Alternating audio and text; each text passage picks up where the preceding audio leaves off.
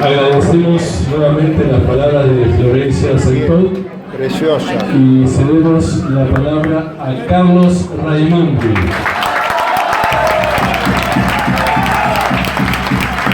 Diputado nacional, mandado cumplido, referente nacional y secretario general del Partido Solidaridad Más Cubana.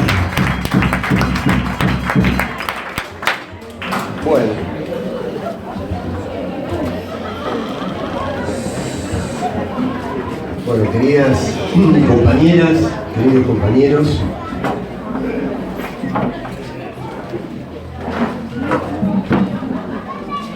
en primer lugar hago propias las de la primera hasta la última palabra que hemos escuchado, así que eso me obliga, por un lado, y al mismo tiempo me permite ser lo más sintético posible. Comparto con Ricardo, desde luego, que la militancia no se agradece, que la militancia se comparte, pero también es cierto que hay un derecho de las personas que es importante tener en cuenta, y es el reconocimiento al que ha trabajado. Por eso quiero agradecer, reconocer, y que todos nosotros lo hagamos profundamente a cada compañera, a cada compañero del sí, del Partido Solidario, de las otras agrupaciones, los que trabajaron en la comida, en el servicio, en la preparación del acto, que me parece que merecen todo nuestro reconocimiento.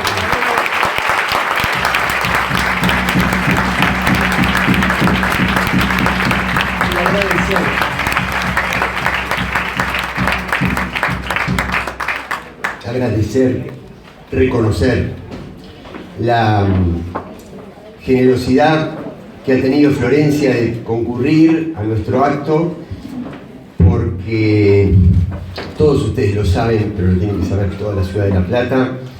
Ella ya es, va a seguir siendo y va a coronar en la ciudad de La Plata nuestro regreso al gobierno municipal y a todo el camino que tenemos que hacer.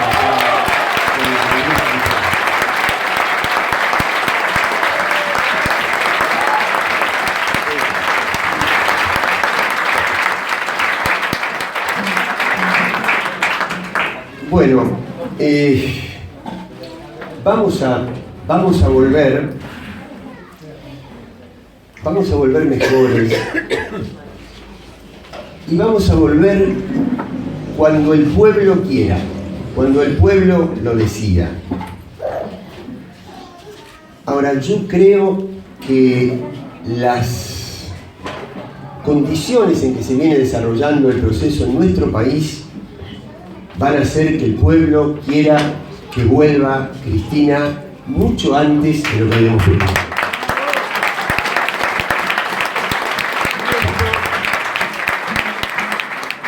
Esto, compañeras y compañeros, no significa avivar ninguna crisis, no significa desestabilizar ningún proceso institucional, nada que se le parezca.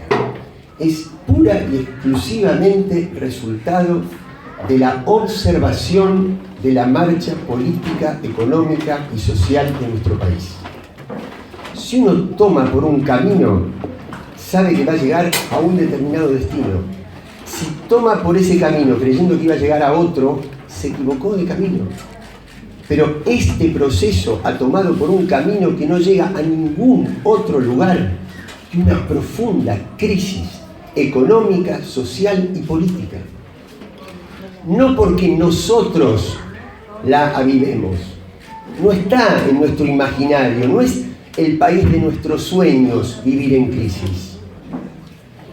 Es lamentablemente el producto de la repetición de un ciclo histórico. Ahora, si ustedes me permiten, hay una cosa que, tomándome de todo lo que escuchamos, de todo lo que compartimos, a mí de alguna manera me desvela. Y es que nosotros no podemos volver para ejercer un segundo gobierno popular. Nosotros tenemos que volver para interrumpir definitivamente ese ciclo.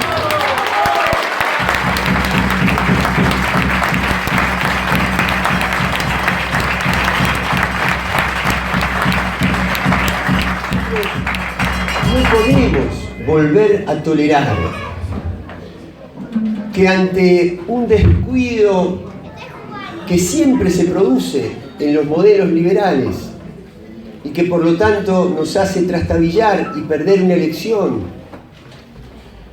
ellos en un ratito, a través de todas estas herramientas que recién describía Ricardo, saqueen el país, se lleven millones y millones de dólares, dejen a la sociedad hecha estragos y después vuelva un gobierno a reparar y a que le tome años otra vez reparar, reconstruir, reestructurar la deuda, volver a abrir fábricas, fuentes de trabajo para que después ellos de nuevo reproduzcan el ciclo histórico del saqueo.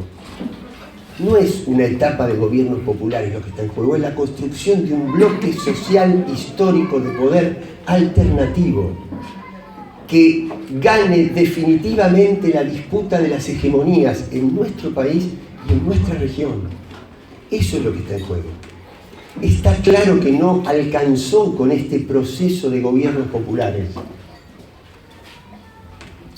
Ahora, ellos no solamente tienen un proyecto repugnante para nosotros, sino que además han hecho una mala lectura de la coyuntura.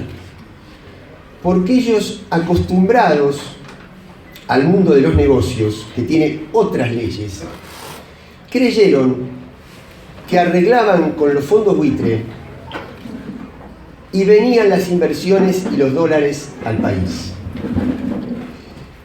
Entre otras cosas, porque hay ejemplos históricos.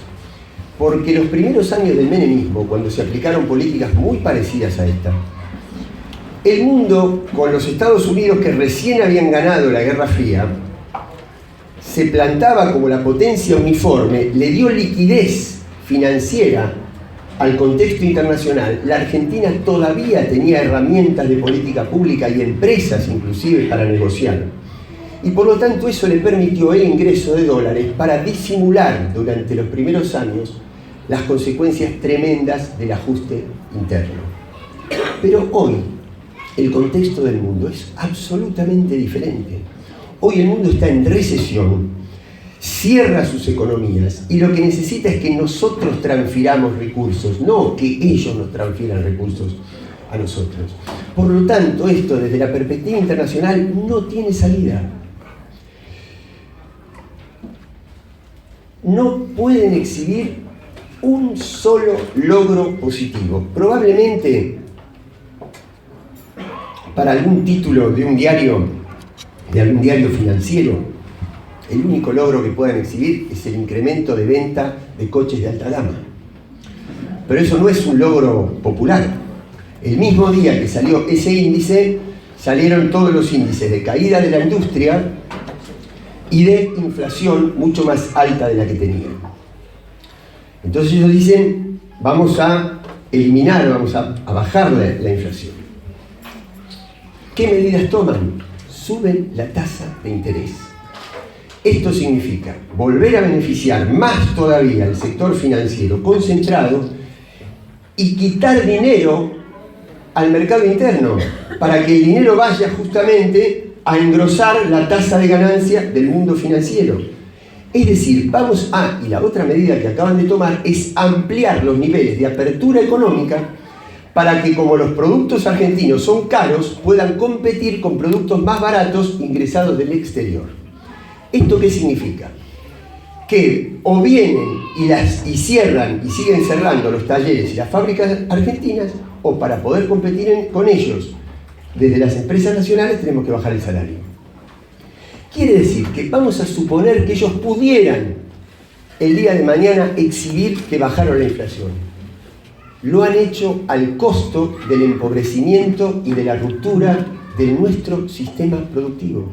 Quiere decir que no hay camino, no hay forma, no pueden llegar a otro lugar.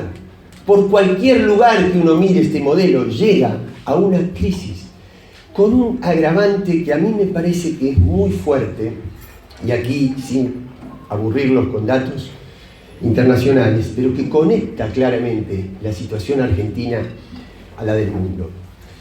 Miren, en el año 2016 oficialmente, los Estados Unidos reconocen haber arrojado 26.171 bombas sobre 7 países de Medio Oriente. 26.171. Multipliquen por la cantidad de personas que mueren en cada una de esas explosiones. Muchas más que las que habían arrojado en el año 2015 y muchas más de las que habían arrojado en el 2014. Quiere decir, ellos incrementan la clave militar para resolver el conflicto. Y el conflicto es cada vez más grave. Cada vez más rencor, cada vez más asentamientos de poblaciones en la miseria, cada vez más refugiados, cada vez más muertos, cada vez más atentados, cada vez más reclutamiento para los ejércitos terroristas. Quiere decir que es gravísimo, además, que ellos hayan corrido el alineamiento de nuestro país desde la autonomía que tenían los pueblos latinoamericanos, desde que habían respetado un sistema de tratados internacionales favorable a Occidente, poniéndolo entre comillas, pero que al mismo tiempo se había inclinado a través de la presencia de Brasil en los BRICS, del G77, de muchos organismos, se había inclinado hacia otro bloque de países autónomos en el mundo, lo que le daba cierta capacidad de maniobra y no exponía al país. Al haberlo realineado al imperio, lo expone a los mismos riesgos de vulnerabilidad del imperio, porque somos parte de él y no lo éramos. Quiere decir que a todas las consecuencias locales, regionales y nacionales de la política económica y de la política social, se le agrega que están sacando a la región de uno de sus valores más preciados, que era ser zona de paz. Todo este proceso de generación de caos, miren, ayer un dirigente de la oposición en Venezuela dice que estaban haciendo un acto político en repudio y desagravio de las víctimas que habían habido en los actos de provocación y de golpismo durante la semana anterior, y además lo hacían por todas las víctimas que van a seguir. A ese nivel de paroxismo cultural hemos llegado, que ya anticipa que van a multiplicar los acontecimientos. Si ustedes ven lo que eran las filmaciones de lo que se llamó la primavera árabe en los países de Medio Oriente hace 5 años, era exactamente lo que hoy está pasando en las calles de Caracas. La provocación, no la movilización de sectores populares libertarios, el financiamiento por el Departamento de Estado de sicarios profesionales para desestabilizar a los gobiernos populares. Y una vez desestabilizado el gobierno popular, lo mismo que en Medio Oriente: controlar el petróleo y comerciar libremente las armas. Lo de Santa Cruz es una pequeña semillita de eso. De eso. Ellos, por un lado, juegan con las marchas de la aristocracia, 1 de abril, y por el otro lado, con la generación de un juego perverso que es generar el caos y después repudiar la represión.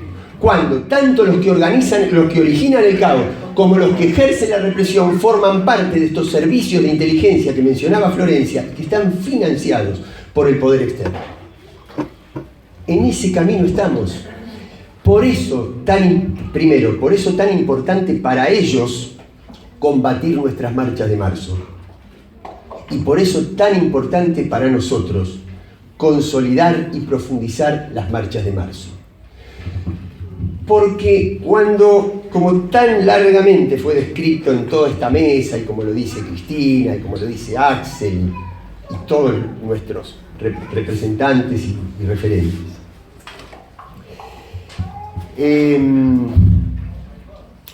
les decía, las marchas de marzo, exactamente. Cuando el poder público está en manos de militantes populares, tiene la capacidad de interpelar a ese mundo privado. Pero cuando ese conglomerado de intereses privados no solamente representa el interés del monopolio privado, sino que se apropia del aparato público, ¿qué otro lugar para reconquistar los derechos democráticos que la ocupación del espacio público y la calle? Pero eso sí, no como ellos quieren. Ellos quieren o caos y represión o marchas de la aristocracia. Y nuestra respuesta son las marchas de la organización popular, las marchas que construyen sujeto, las marchas que construyen poder popular.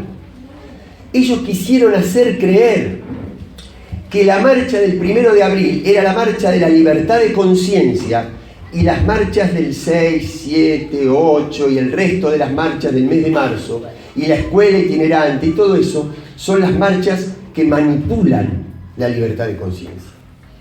Todas estas marchas fue defendiendo derechos, combatiendo dificultades. Fueron las marchas de la conciencia, los docentes, intimidados a través de la amenaza a su dirigente sindical, intimidados con la no paritaria, intimidados porque le pedían el quil para que no hicieran el paro, fueron igual en masa y en millones a las calles en todas las ciudades del país.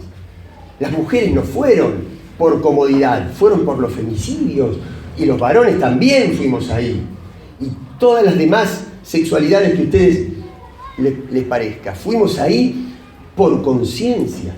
Los trabajadores fueron por conciencia. La marcha regimentada era la de ellos, porque no hay elemento, no hay factor más regimentador de la conciencia que la cadena nacional y mundial organizada por los medios hegemónicos de comunicación, que son los que fomentaron el clima para esa marcha. Lo que ellos no toleran es la organización popular. Por eso, uno no puede decir ni cuándo ni cómo va a ser la crisis. Todos lo sabemos. Un dirigente no se puede adelantar a los tiempos del pueblo. No sabemos cómo va a detonar, no sabemos en qué momento, no sabemos de qué forma. Lo que nosotros no podemos hacer es, por temor a la pacatería de que no nos digan desestabilizadores, no anticiparnos a lo que va a pasar y no construir la organización institucional para poder orientar y conducir eso que va a pasar.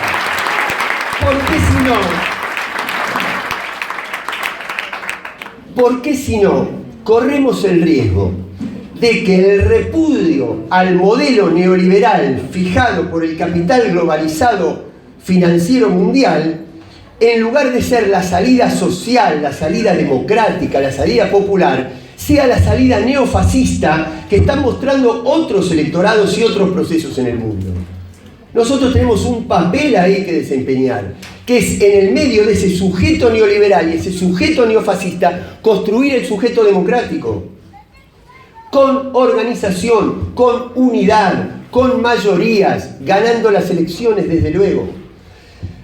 A ver, si ustedes me preguntan algo que repito permanentemente, si ustedes me preguntaran si yo prefiero, como militante político, ser minoría o ser mayoría, ustedes me preguntan si yo prefiero ser sectario o ser convocador, ¿qué les parece que yo les puedo contestar?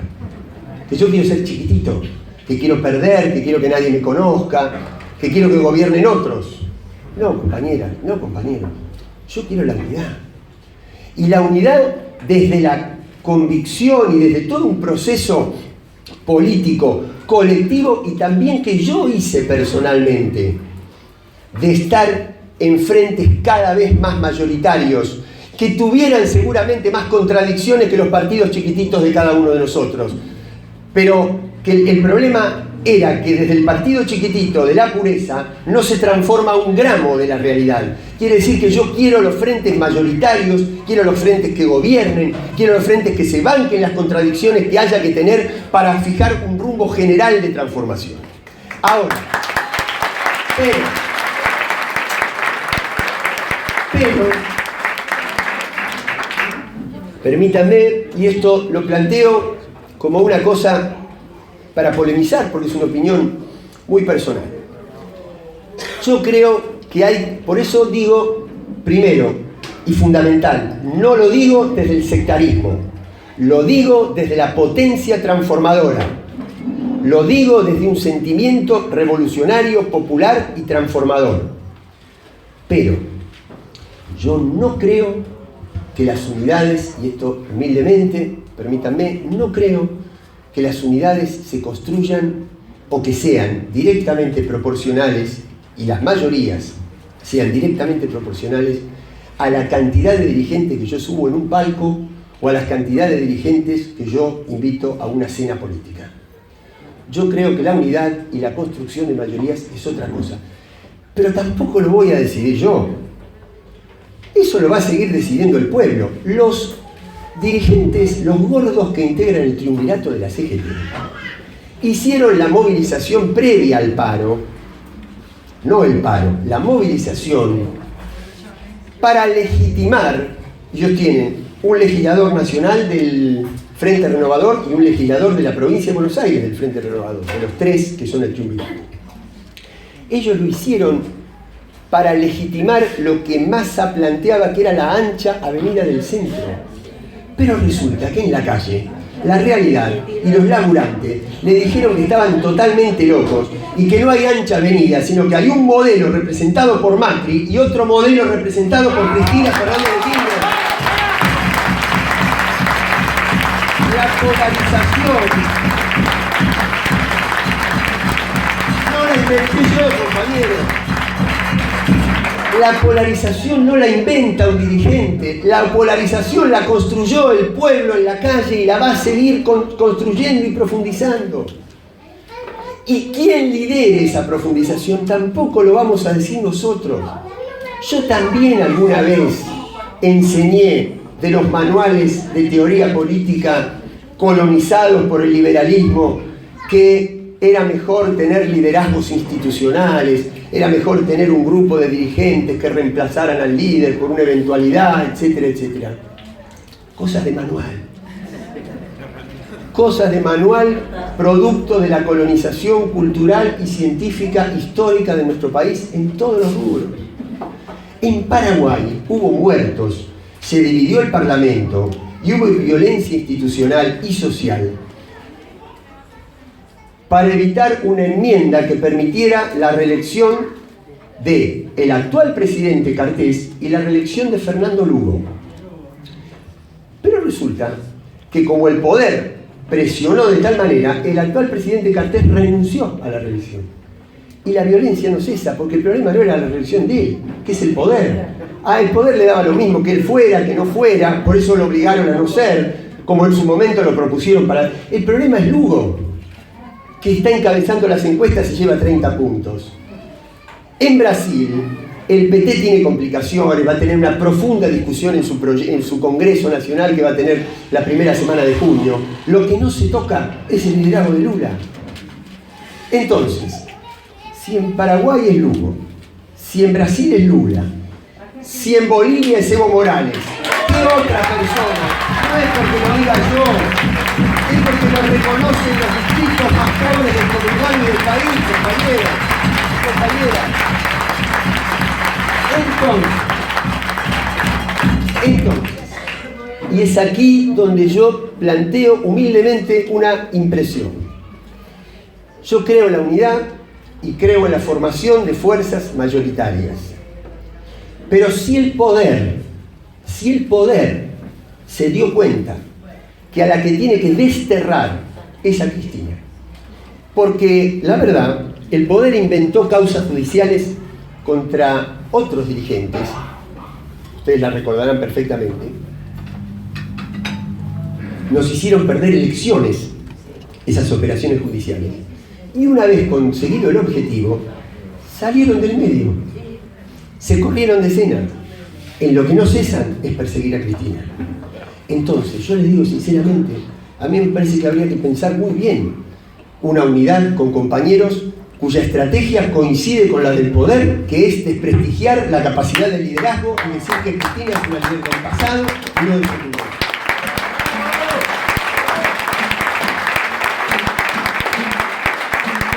cosa es que yo personalmente, puedo estar equivocado, pero personalmente aprendí a no valorar a los dirigentes por el discurso explícito, o no valorarlos por lo menos únicamente por el discurso explícito. Yo quiero ver qué capacidad tiene el poder real de operar sobre ellos. Entonces también tenemos que tener cuidado en hacer alianzas con dirigentes que transitoriamente recuperen el discurso coincidente con nosotros, porque es parte de la capacidad de operar el poder adentro de las alianzas, como también se demostró en la alianza en Paraguay, que derrocó a Lugo, y en la alianza en Brasil, que derrocó a Lula. Hay que tener cuidado, compañeros, yo digo, si hay y el tercer punto que quiero decir es que los dirigentes que puedan integrar, o los referentes, o los candidatos que puedan integrar las listas, tienen que tener que ver con los contenidos de la propuesta. Porque si hay dirigentes que no se bancaron la semana pasada dar quórum a una sesión del Congreso para tratar la paritaria nacional docente, ¿cómo se van a bancar cuando haya que tocar los monopolios concentrados en este país?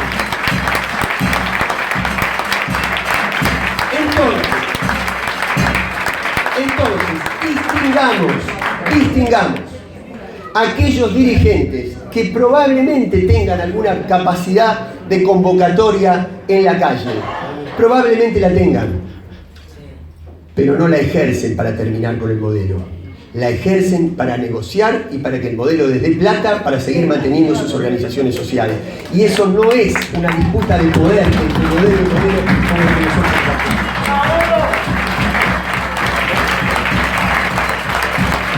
Voy terminando. Los contenidos, porque también a veces me han dicho, si somos demasiado duros en el planteo, es probable que espantemos gente de la construcción en lugar de sumarla. Y yo creo que no es una cuestión de cuán profundo o no vamos en nuestros enunciados, sino de inteligencia para plantearlos. Pues yo no puedo creer que no enamore decir que si nosotros concentramos, y ni hablar esto que voy a decir, que en lugar de hacerlo en la Argentina lo hagamos en el Mercosur o en UNASUR, ni hablar. Pero vamos a la Argentina, concentrar los 44 centros de producción pública de medicamentos, hacer un acuerdo con el PAMI, con las obras sociales sindicales, con el sistema hospitalario público y privado para vender los medicamentos, para entregar, mejor dicho, los medicamentos de las 4 o 5 patologías más mayoritarias a un precio que sería 1000 veces inferior que el que tiene si lo compran con el nombre de fantasía distribuido minoritariamente en las farmacias. Con lo cual, además, estaríamos mermando el poder de presión política y económica de los grandes laboratorios. ¿Por qué no vamos a enamorar? ¿Dónde está dicho que se nos achica la convocatoria con eso?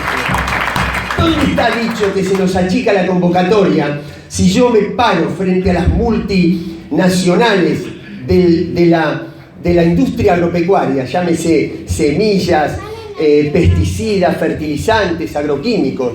Digo, ellas hacen un trabajo sobre la tierra. Es cierto, deben cobrar por su trabajo, deben cobrar.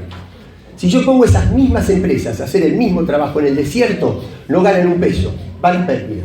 Aquí no ganan por su trabajo, ganan por la renta extraordinaria de nuestros recursos naturales. Entonces, ¿cómo no enamorar si nosotros le decimos al pueblo argentino que la renta principal, que a ellos le pagaremos por su trabajo, como corresponde, pero que la renta principal de nuestras riquezas naturales y estratégicas son del pueblo argentino y no de los 4 monopolios nacionales?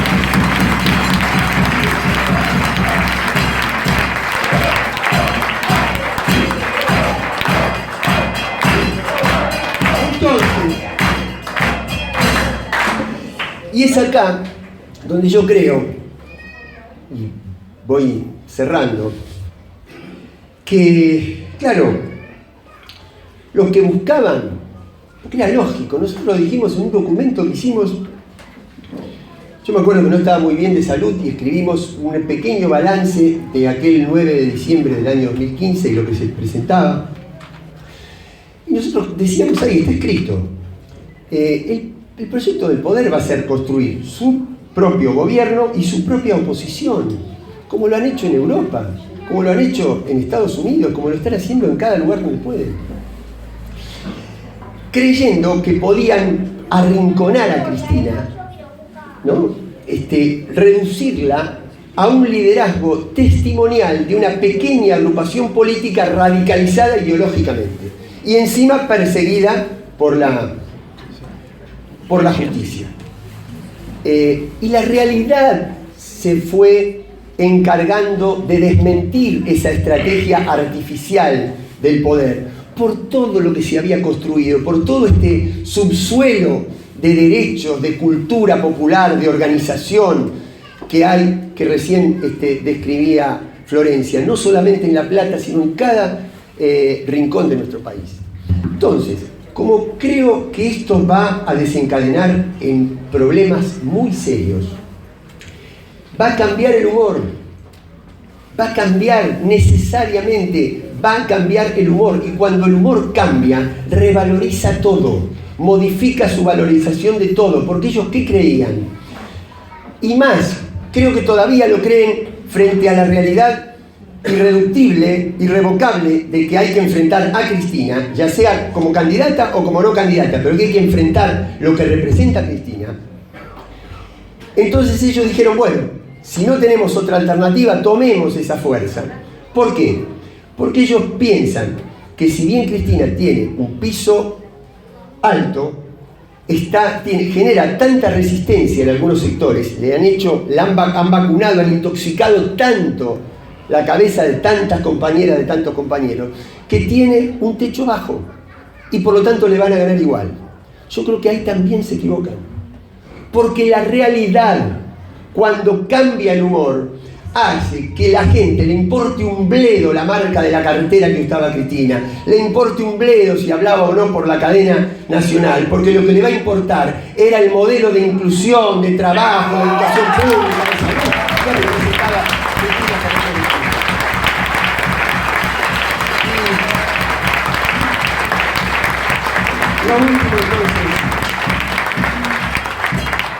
Lo último entonces, compañeras, compañeros,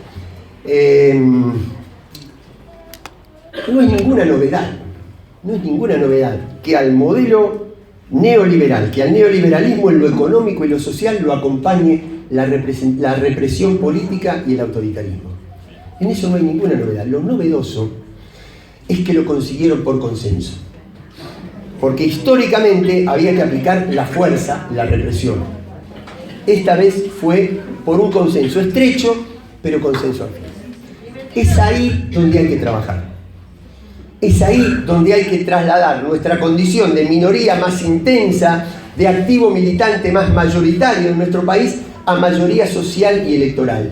Y para eso, entre otras cosas, no hay que estar a la defensiva.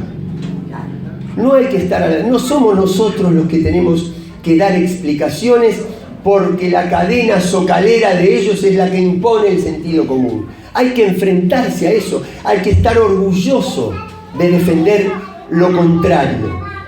No podemos defendernos de que nuestras marchas no son desestabilizadoras. En la calle es donde anida la historia de la democracia en nuestro país. La historia de la desestabilización se originó en los sórdidos claustros del poder y en los cuarteles. En la calle lo que hubo históricamente fue la recuperación de la democracia. ¿Cómo vamos a estar a la defensiva cuando nos digan ustedes quieren desestabilizar? Si lo que estamos haciendo es recuperar la esencia misma de la democracia, que es la voluntad popular expresada en el espacio público. El gobierno del pueblo, la democracia, el pueblo en el ágora, el origen de la democracia, lo más esencial de todo, la democracia plebeya, la democracia asamblearia, como dice Álvaro García Linera. ¿Cómo nos vamos a poner a la defensiva y que nos digan que nosotros no defendemos las instituciones? Estos conceptos, y prometo la reflexión final. Primero, el límite del poder es la debilidad del que lo acepta. El límite del poder es la debilidad del que lo acepta. Cuando el que lo acepta se decide a no seguir aceptando, el otro deja de tener poder. O por lo menos empieza a retroceder en su capacidad de generar poder. Ahora, ¿cómo nos van a decir que ellos son los que defienden las instituciones? ¿Cuáles son las instituciones? La de atacar, generar el caos y atacar la residencia de una gobernadora, la de hacer caer a la educación pública, la de terminar con las paritarias. No, las nuestras son tan o más instituciones democráticas y populares que las de ellos. Somos nosotros los que estamos defendiendo las instituciones en este país. Y es esa ofensiva, es ese sacar pecho, ese ir al frente, ese no dejarse dominar lo que nosotros tenemos que distribuir y repartir por a todas nuestras conciudadanas y conciudadanos. Por eso, y termino, compañeras, como dice García Linera también, en esa metáfora de la piedra arrojada contra el cristal, que rompe el cristal. Miren, la dureza de la piedra ya la conocemos. Y encima va a ser cada vez más dura, cada vez peor, y la van a construir con materiales cada vez más sofisticados. El desafío nuestro no es seguir analizando la dureza de la piedra. El desafío nuestro es construir un cristal que sea irrompible, pero no para volver a ser gobierno, para construir un bloque histórico definitivo que construya la contrahegemonía, que interrumpa el ciclo histórico y no termine nunca más un ciclo de poder popular en la República Argentina, en América Latina.